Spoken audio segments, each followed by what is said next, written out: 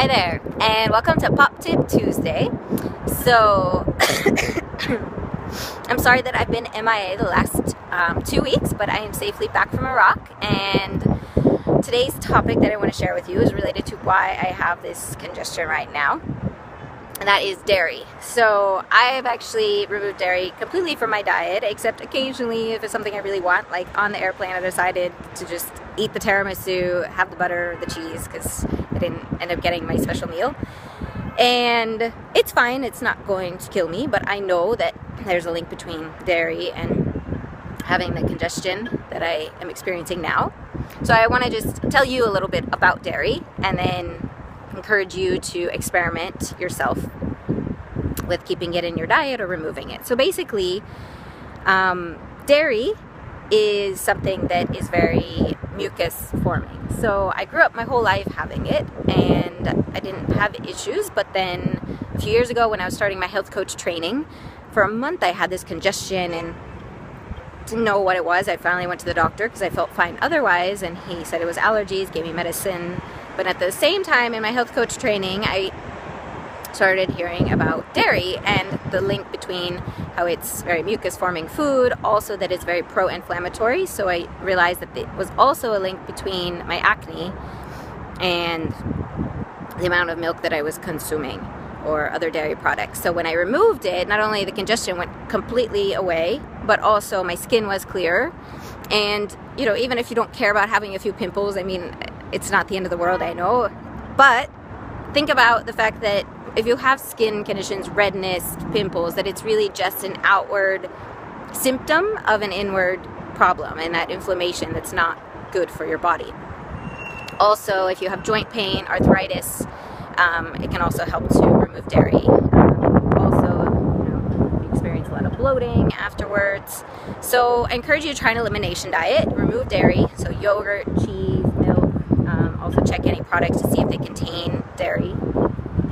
And remove it for at least 2 weeks and just see how you feel. If you feel less bloated, if you have less congestion, better skin, etc.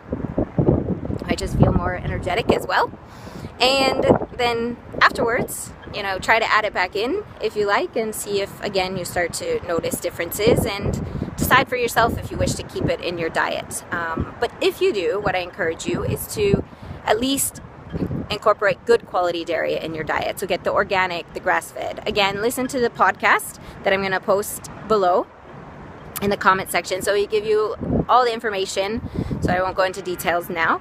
But the other thing I want to say about dairy is that even if you choose to keep it, you want to have it more in moderation. So there's a myth that we need dairy to build strong bones. So first of all, where do you think that the cows get their calcium to build strong bones? Grass. They eat grass. So this is why if you're eating lots of greens like kale, spinach, chard, etc., and also seeds are good sources of calcium, you'll be fine.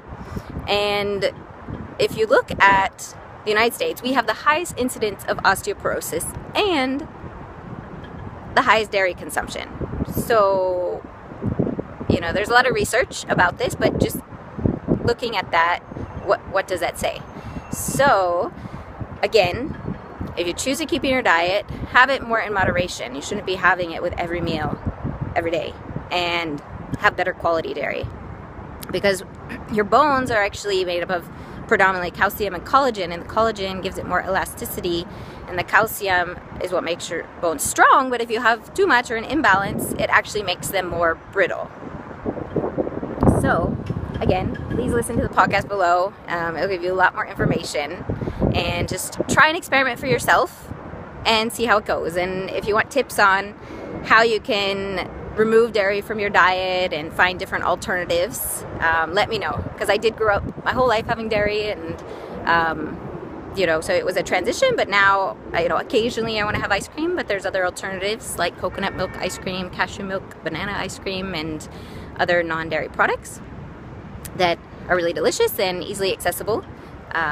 So please, I encourage you to try out the elimination diet and let me know how it goes. Thanks for listening, and I'll be back next Tuesday.